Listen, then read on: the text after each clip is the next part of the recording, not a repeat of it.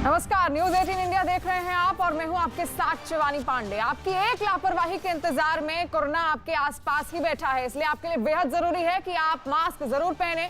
और news 18 India ने इसके लिए एक मुहिम भी शुरू की है, #मास्क पहनो इंडिया। और लगातार न्यूज 18 इंडिया आपसे अपील करता है कि मास्क का जरूर इस्तेमाल करें और सावधान और सुरक्षित रहें। कोरोना अभी भी गया नहीं है, कोरोना का खतरा लगातार बना हुआ है। प्रधानमंत्री नरेंद्र मोदी खुद अनलॉक में बाजारों और हिल स्टेशन पर उमड़ रही भीड़ पर कई बार चिंता जता चुके हैं। केंद्र सरकार भी लगातार कोरोना की तीसरी लहर की आशंका जता रही है। लोगों से बार बार अपील की जा रही है कि वो कोरोना के नियमों का पालन करें, लेकिन देश के अलग अलग हिस्सों की ये तस्वीरें बयान करती हैं कि लोगों को कोरोना के खतरे को कितना हल्के में वो ले रहे हैं। जरा सी छूट मिलते ही भीड़ की शक्ल में लोग सड़कों पर दिखाई पड़ रहे हैं। बिहार, झारखंड, मध्य प्रदेश, महाराष्ट्र, हिमाचल प्रदेश से आई ये तस्वीरें लोगों की लापरवाही की गवाह हैं। ये 6 तस्वीरें आप देख रहे हैं जो देश के अलग अलग हिस्सों से सामने आ रही है। किस तरह कोरोना काल में भी लापरवाही की ये तस्वीरें चिंता का सबब बनी हुई है। भीड़ आप देख सकते हैं, बाजारों में हो चाहे कहीं पर भी हो, लोग किस तरह सोशल डिस्टेंसिंग की धज्जियां उड़ा रहे हैं। कोरोना गाइडलाइंस का पालन नहीं किया जा रहा है और ये लापरवाही आगे जाके मुश्किल पैदा कर सकती है। लगातार ये आगाह किया जा रहा है कि तीसरी लहर आ सकती है और ऐसे में ये तस्वीरें जो सामने आ रही हैं, आप अपनी टीवी स्क्रीन पर देख रहे हैं, ये चिंता का सबब है। इसलिए लगातार हम भी आपसे अपील करते हैं कि कोरोना की गाइडलाइंस का पालन करें, मास्क का उपयोग जरूर करें, क्योंकि आपकी एक लापरवाही के इंतजार में कोरोना आपके आसपास ही बैठा है और अगर आपने लापरवाही की तो आगे चलकर तीसरी लहर का रूप ले सकती है।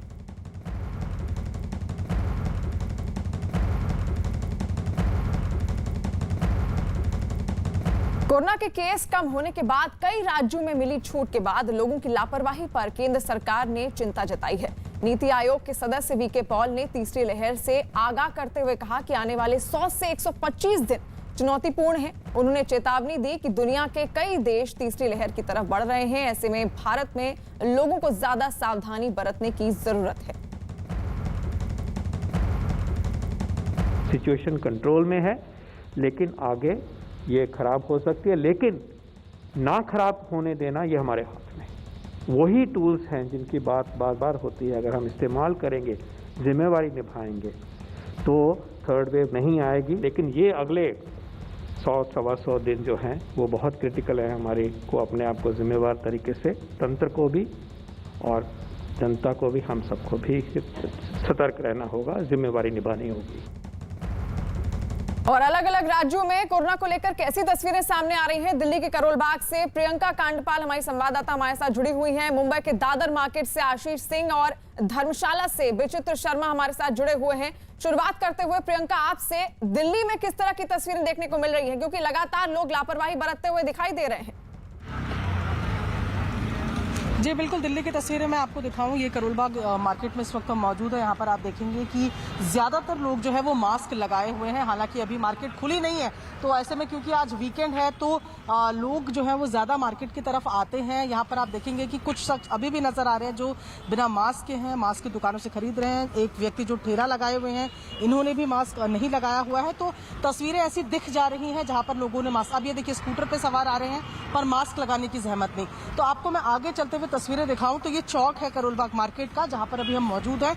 और क्योंकि अभी मार्केट खुली नहीं है तो ऐसे में बहुत ज्यादा भीड़ नहीं है लोगों की, लेकिन ज्यादातर लोग यहाँ मास्क लगाए हुए नजर आते हैं। पर कुछ लोग ऐसे भी हैं जिनके पास मास्क है पर वो नाक से नीचे लगा हुआ है, और ऊपर कर लीजिए मास्क जरा।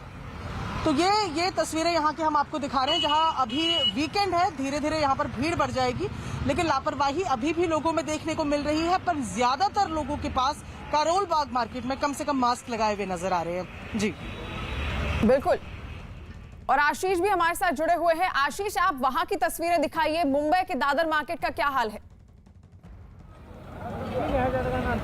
जी, दादर मार्केट में अभी कुछ समय पहले ही प्रशासन ने कार्रवाई की है और उसके बाद कार्रवाई के तुरंत बाद जो हालात हैं वो आप यहाँ पर खुद ही देख लें। जैसे ही पुलिस कार्रवाई करके गई है वैसे ही वापस से लोग आपको दिखाई पड़ जाएंगे।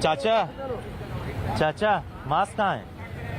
अरे देखो लगाया था भैया, मास्क गिर गया हमारा। लगाए थे मास्क गिर गया। कई लोग ऐसे हैं, यहाँ पे भी देखिए, और ये भी देखिए भाई साहब मास्क ऊपर कीजिए, ये देखिए, ये कैमरे को देख के ये हाल है। यही स्थिति बनी हुई है। हर एक व्यक्ति के पास जाके आप मास्क ऊपर करेंगे?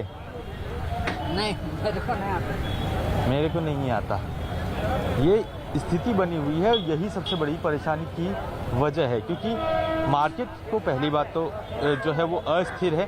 अब जो है बीएमसी पुलिस ये कार्रवाई भी कर रही है, लेकिन जब लोगों तक पहुंचो तो सबसे पहले जो दिखाई पड़ता है कि उनके चेहरे से मास्क नदारद रहता है या फिर जो है नीचे रहता है। और यही सबसे बड़ी परेशानी की वजह है। जो प्रधानमंत्री जो बात कर रहे हैं उसके पीछे की वजह, उसकी चिंता की वजह यही है कि दादर मार्केट अगर देखा जाए तो व्यस्ततम मार्केट, थोक का जो है पूरा बाजार भी यहाँ पे बसा हुआ है, और वहाँ पे इस तरह की लापरवाही सामने हर 2 कदम पे देखने को मिलती है।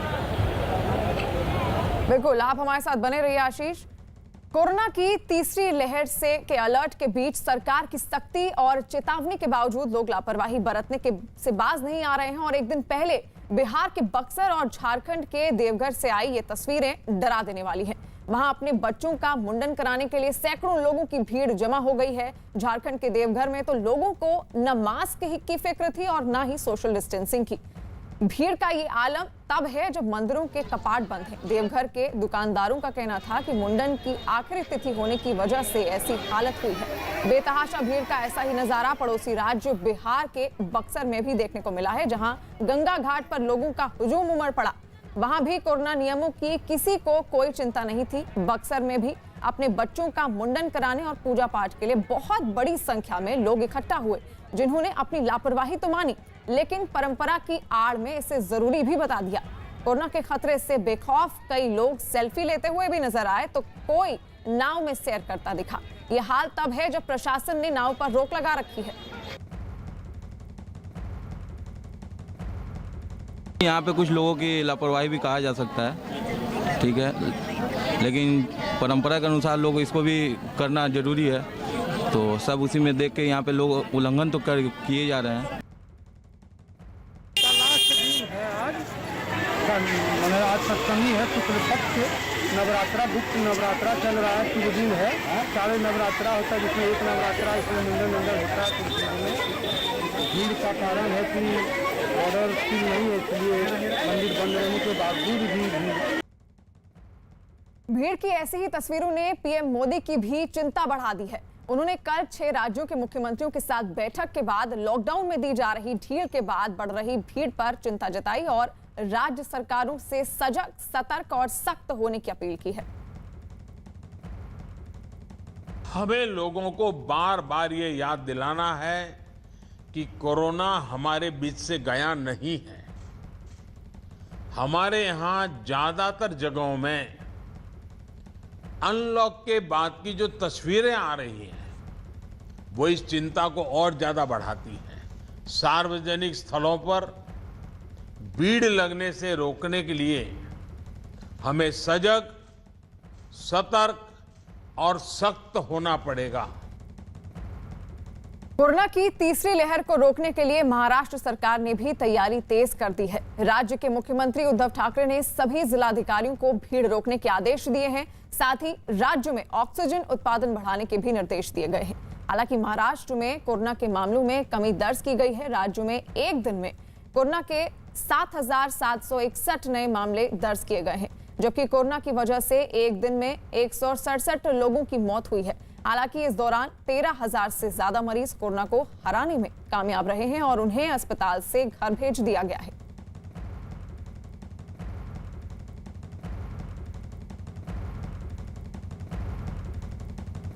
और आशीष हमारे संवाददाता महाराष्ट्र से हमारे साथ जुड़े हुए हैं। आशीष, महाराष्ट्र में कोरोना के मामलों में भले ही थोड़ी कमी आई हो, लेकिन खतरा तो वहां भी बना हुआ है। जी, महाराष्ट्र में जो है मामलों में भले कमी आई हो, लेकिन स्थिति जैसा कि प्रधानमंत्री कह रहे हैं कि अगले 125 दिन जो है वो काफ़ी अहम होंगे, उसी के ऊपर आधारित है। अब यहाँ पर देख लें कि दादर का मार्केट है, भीड़ आपको दिखाई पड़ जाएगी। अब ये जो भीड़ है इसे नियंत्रित कर पाना और मुश्किल तब हो जाता है जब तड़के सुबह जो है बाजार लगता है। सड़क पे जो अगर आपको इतना कचरा दिखाई पड़ रहा है तो अंदाज़ा लगा लीजिए कि जब भीड़ बढ़ती है तो क्या हालात बनते हैं। ऊपर से लोगों की कहीं ना कहीं लापरवाही स्थितियां और गंभीर कर देती हैं। लिहाजा अब जो है मुख्यमंत्री की तरफ से साफ तौर पे निर्देश दिए गए हैं कि हर जिलाधिकारी, हर कलेक्टर अपने इलाके का मुआयना करें और निश्चित तौर पर अगर हालात बिगड़ते हैं तो ऐसे में खुद कलेक्टर को जो है वो कॉल लेना होगा और उसे इसकी पूरा अधिकार दिया गया है।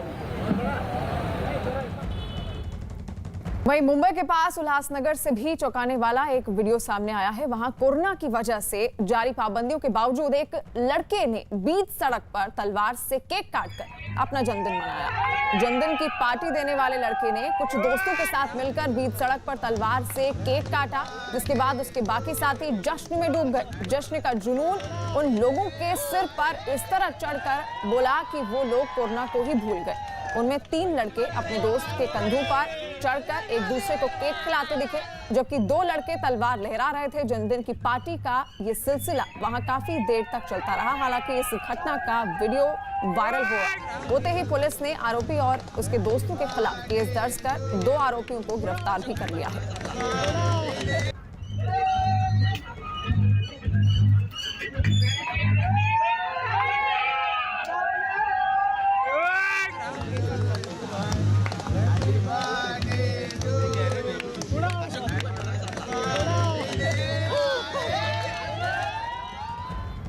हिमाचल के कई इलाकों में कोरोना नियमों की धज्जियां उड़ रही हैं। जिस तरह से टूरिस्ट नियमों की अनदेखी कर रहे हैं और मास्क को गलत तरीके से पहन रहे हैं, उसके खतरे बढ़ता जा रहा है। और केंद्र सरकार ने भी नियमों की अनदेखी पर चिंता जताई है और केंद्रीय गृह मंत्रालय की ओर से कड़े कदम उठाने के निर्देश दिए गए हैं। ऐसे में हिमाचल पुलिस और राज्य सरकार चिंतित नजर आ रही है। राजधानी शिमला समेत कुल्लू मनाली, अटल टनल, धर्मशाला, डलहौजी और कसौली समेत कई जगहों पर पुलिस के जवानों की तैनाती की गई है।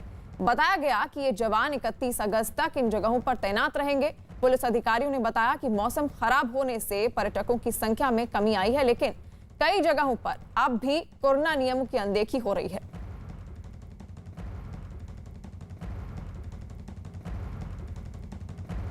शनिवार को भारत के गृह सचिव ने एक बैठक बुलाई थी। उसमें जो टूरिस्ट हब वाले स्टेशंस हैं, स्टेट्स हैं, उनके साथ मीटिंग की थी और उन्होंने हमको निर्देश दिया था कि टूरिस्ट काफ़ी मात्रा में हिमाचल में भी आ रहे हैं और इसमें आप कुछ कीजिए ताकि कोविड वहाँ से स्प्रेड ना हो। तो उसी सिलसिले में जितने टूरिस्ट हॉटस्पॉट्स हैं हमारे, जैसे शिमला, मनाली, धर्मशाला, डलहौजी, कसौली, रोहतांग टनल, सब में हमने एडिशनल फोर्स भेज दी और उनका एक ही मैंडेट रहेगा कि कोविड अप्रोप्रिएट बिहेवियर एनफोर्स करना। और विचित्र हमारे संवाददाता धर्मशाला से हमारे साथ जुड़ रहे हैं। विचित्र, अभी कैसा है वहां धर्मशाला की भीड़ का हाल? क्या लोगों का आना जाना अब भी वहां पर लगातार जारी है? देखिए शिवानी, सबसे पहले तो मैं आपको बता दूं कि लोगों की आवाजाही बिल्कुल अभी भी जारी है, लेकिन कहीं ना कहीं अभी जो जिस तरह से यहाँ क्लाउड बर्स्ट की तस्वीरें सामने आई थी और बहुत सारे जगहों पर भूस्खलन हुआ था, उसको मद्देनजर रखते हुए जैसे कि आज वीकेंड है तो वीकेंड पे हजारों नहीं बल्कि लाखों की संख्या में जो टूरिस्ट है वो हिमाचल प्रदेश में पहुंचते हैं।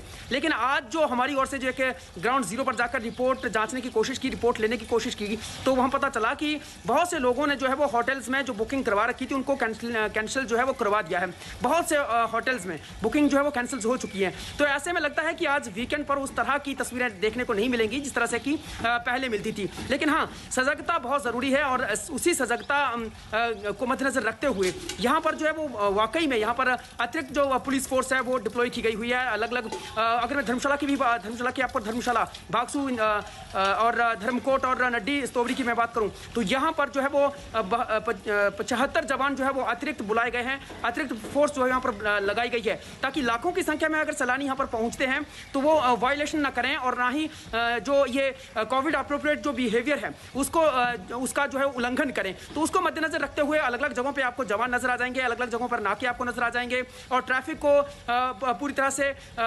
बाइफिकेट करने के लिए, डाइवर्ट करने के लिए जो है वो अलग अलग जगहों पर ट्रैफिक जवान जो है वो तैनात नजर आ रहे हैं। तो कहीं ना कहीं तैयारियां मुकम्मल है। अगर कोई भी टूरिस्ट बाहर से आता है तो उनकी खैर मकदम के लिए यहाँ पर प्रशासन प्रशासन भी पूरी तरह से अलर्ट है। लेकिन जो कोविड अप्रोप्रिएट बिहेवियर है उसका पालन करना ही होगा, उसके लिए सजगता दिखानी ही होगी। अगर नहीं की जाती है तो उसके लिए उन पर्यटकों को भी जुर्माना भरने के लिए, हर्जाना भरने के लिए तैयार रहना होगा। इतना ही नहीं, अगर वो फिर भी नहीं मानते हैं तो उनको कैद तक हो सकती है।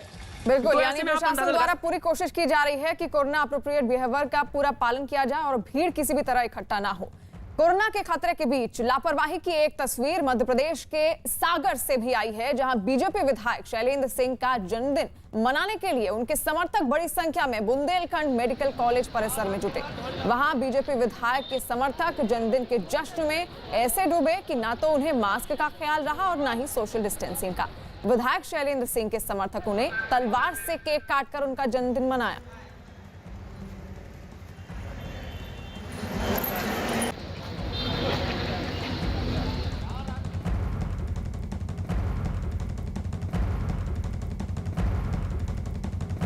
इस बीच राजस्थान सरकार ने कोरोना पर नए दिशा निर्देश जारी किए हैं। राज्य में स्विमिंग पूल खोलने पर सरकार ने आगे भी रोक जारी रखी है, जबकि सार्वजनिक पार्कों में लोग सुबह 5 बजे से शाम 4 बजे तक जा सकेंगे। हालांकि वैक्सीन की 1 डोज लगवाने वाले लोगों को सरकार ने थोड़ी राहत देते हुए पार्कों में शाम 4 बजे से रात 8 बजे तक की अनुमति देने का ऐलान किया है।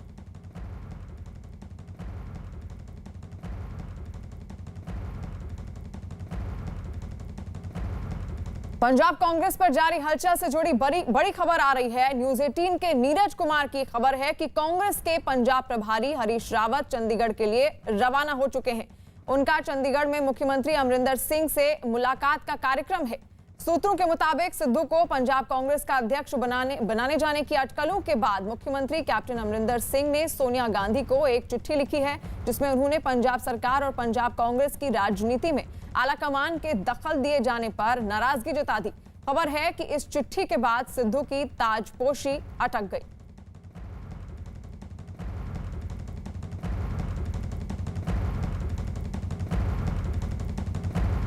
इस बीच पंजाब कांग्रेस में जारी हलचल पर मुख्यमंत्री कैप्टन अमरिंदर सिंह ने सोनिया गांधी को चिट्ठी लिखी है। न्यूज 18 के पंकज कपाही की खबर है कि अपनी चिट्ठी में अमरिंदर सिंह ने यह जिक्र किया है कि अगर सिद्धू को प्रदेश अध्यक्ष बनाया गया तो उससे पार्टी को कैसे नुकसान होगा। अपने खत में उन्होंने लिखा है कि अगर ऐसा हुआ तो पुराने नेता नाराज हो जाएंगे और पार्टी बढ़ जाएगी। कैप्टन ने सोनिया गांधी को भेजी चिट्ठी में यह भी दलील दी है कि हिंदू और दलित समुदाय को नजरअंदाज नहीं किया जा सकता है। यही नहीं, अमरिंदर ने आरोप लगाया कि सिद्धू के काम करने का जो तरीका है उससे भी कांग्रेस को नुकसान होगा। खबर है कि कैप्टन की इसी चिट्ठी की वजह से पंजाब कांग्रेस के अध्यक्ष पद पर नवजोत सिंह सिद्धू की ताजपोशी अटक गई।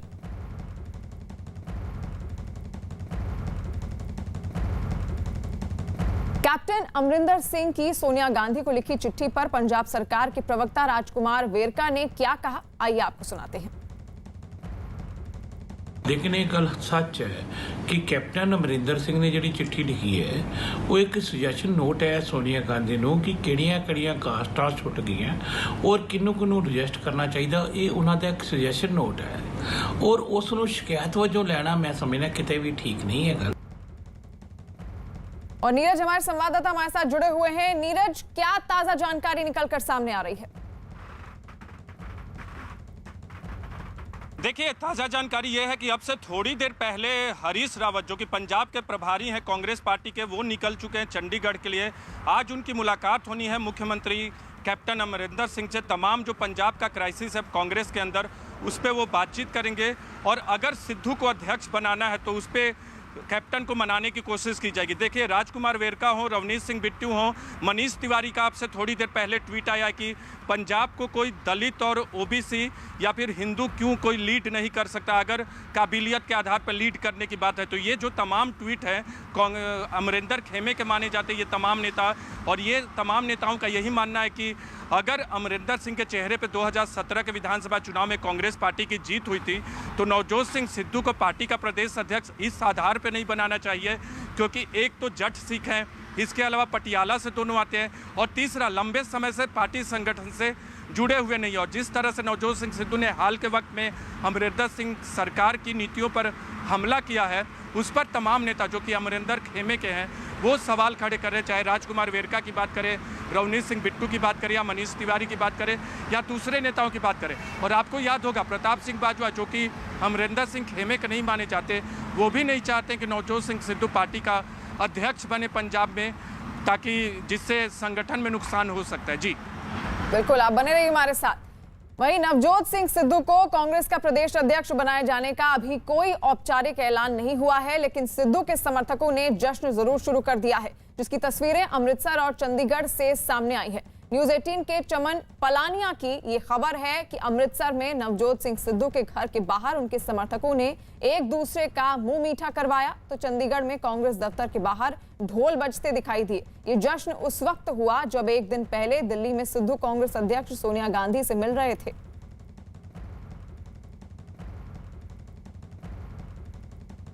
बदलाव आएगा जी, सभी में जोश भर जाएगा नवजोत सिंह सिद्धू के आने के कारण। देखो जो हाईकमांड है वो भी कुछ सोच के फैसला कर रही है। यहाँ बहुत उत्साह है, सभी काउंसलर, सभी वर्कर, सभी जो सोसाइटी के मेंबर हैं सभी पहुँचे हुए हैं कि अभी सिद्धू साहब जी की जो आना है प्रोग्राम उसका आए, तो अभी सब खुशी का ये माहौल है और सभी खुशी से ये माहौल बनाया हुआ है। जब से न्यूज़ में ये खबर आई है तो सारे पंजाब से, विदेशों से भी, पूरे हिंदुस्तान से फ़ोन आ रहे हैं लोगों के कि आप कब खुशखबरी सुना रहे हो। तो अभी हम भी हाईकमान की वेट कर रहे हैं डिसीजन की। और रोहित हमारे संवाददाता हमारे साथ जुड़े हुए हैं। रोहित, क्या मायने निकाले जाएं आज जो मुलाकात होने वाली है कैप्टन अमरिंदर सिंह और हरीश रावत की? जी बिल्कुल, अगर बात करें कैप्टन अमरिंदर सिंह और हरीश रावत की मुलाकात की तो 15 जुलाई को 2 मीटिंगें होती हैं। एक मीटिंग होती है नवजोत सिंह सिद्धू खेमे की और दूसरी मीटिंग होती है कैप्टन अमरिंदर सिंह खेमे की। तो इसी मीटिंग में डिसाइड किया जाता है कि सोनिया गांधी को एक चिट्ठी लिखी जाएगी जिसमें पूरा जो विवरण है वो बयान किया जाएगा। साफ तौर पे इसी चिट्ठी में डिसाइड किया गया कि जो औहदों की अगर बात करें, कैप्टन अमरिंदर सिंह खुद जट सिख हैं, दूसरी तरफ नवजोत सिंह सिद्धू जट सिख है। बड़ी बात यह है कि दोनों पटियाला से आते हैं, दोनों जट सिख कास्ट से रिलेटेड है और दोनों का गोत ही सिद्धू है। तो एक बड़ी सिमिलरिटी दोनों लीडरों में नजर आती है। और इससे जो दूसरे लीडर हैं, अगर बात करें हम हिंदू की, तो पंजाब में 40% के करीब हिंदू पॉपुलेशन है, वहीं पे 35% के करीब ऐसी पॉपुलेशन है। तो इससे पहले अगर बात करें अकाली दल की, तो अकाली दल एक चुनावी कार्ड खेल चुका है। अकाली दल ने ऐलान कर दिया कि अगर उनकी सरकार बनती है तो सबसे पहले जो डिप्टी सीएम होगा वो एक डिप्टी सीएम दलित चेहरा होगा, तो वहीं दूसरा डिप्टी सीएम हिंदू चेहरा होगा। तो ऐसे में जो वोट बटोरने की राजनीति है वो शुरू हो चुकी है। और अगर कांग्रेस किसी हिंदू या दलित चेहरे को कोई बड़ा ओहदा नहीं देती तो आने वाले 2022 के इलेक्शन में इसका बड़ा नुकसान हो सकता है। और बड़ी बात यह है कि कैप्टन और सिद्धू एक दूसरे के सीधी खिलाफत कर रहे हैं, क्योंकि चिट्ठी लिखकर दोनों ने एक दूसरे का विरोध जताया है। कैप्टन अमरिंदर सिंह ने एक तरीके से नवजोत सिद्धू का विरोध जताया और अगर उनको ओहदा मिलता है तो जो पुराने कांग्रेसी हैं, जो टकसाली कांग्रेसी हैं, उनमें नाराजगी होगी और इससे पार्टी में टूट भी हो सकती है, इसमें पार्टी टूट भी सकती है। तो साफ तौर पे आज जो हरीश रावत और कैप्टन अमरिंदर सिंह की मुलाकात होने वाली है, उसी में हरीश रावत नवजोत सिंह सिद्धू के लिए कैप्टन अमरिंदर सिंह मुलाकात के बाद अब क्या होने वाला है उसका नतीजा तो जब मुलाकात होगी उसके बाद ही पता चलेगा। और फिलहाल बड़ी खबर आ रही है पंजाब से। पंजाब में अगले साल होने वाले चुनाव के दौरान सीमा पार से आतंकी हमलों के खतरे पर मुख्यमंत्री कैप्टन अमरिंदर सिंह ने प्रधानमंत्री नरेंद्र मोदी को चिट्ठी लिखी है। कैप्टन अमरिंदर सिंह ने पीएम से अपील की है कि वो किसान आंदोलन का जल्द हल निकालें। मुख्यमंत्री अपनी चिट्ठी में उन्होंने लिखा है कि सीमा पार बैठे आतंकी सरगना किसानों को बरगलाकर, बहकाकर उनका गलत इस्तेमाल कर सकते हैं। कैप्टन ने लिखा है कि पाकिस्तान की खुफिया एजेंसी आईएसआई और खालिस्तानी संगठन नाराज किसानों का गलत इस्तेमाल कर राज्य की शांति भंग कर सकते हैं। कैप्टन ने सीमा पार से आने वाले ड्रोन का मुद्दा भी अपनी चिट्ठी में उठाया है। कैप्टन ने पीएम से अपील की है कि वो किसान नेताओं से जल्द बात करें और उनकी मांगों का हल निकालें।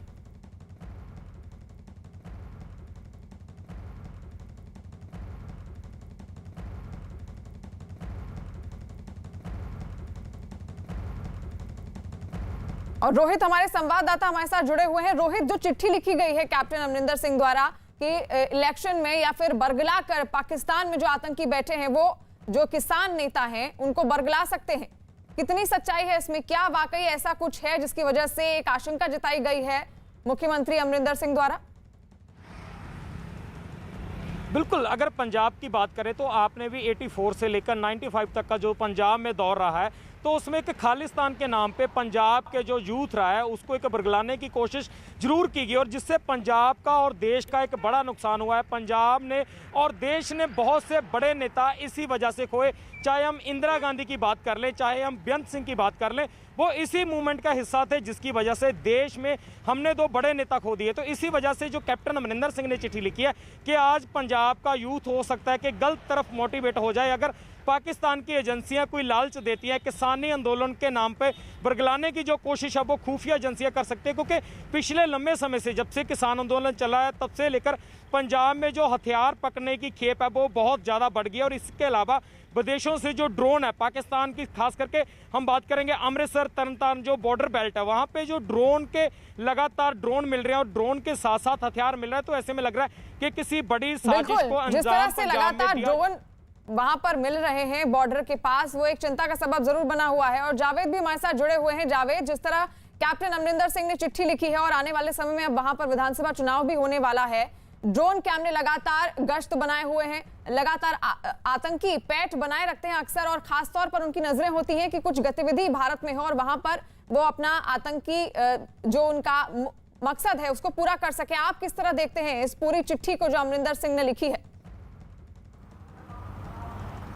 देखिए, एक बड़े खतरे की आशंका कैप्टन अमरिंदर सिंह ने चिट्ठी लिखकर जताई है और साफ कहा है कि प्रधानमंत्री से कि वो किसानों से बातचीत करके जल्दी इसका रास्ता निकाले। लेकिन किसानों का इस पर क्या पक्ष है ये जानने के लिए हम गाजीपुर बॉर्डर पर हैं। हमारे साथ भारतीय किसान यूनियन के प्रदेश अध्यक्ष राजवीर सिंह जादौन हैं, उनसे हम एक बार पक्ष जान लेते हैं कि आधिकारिक पक्ष क्या है।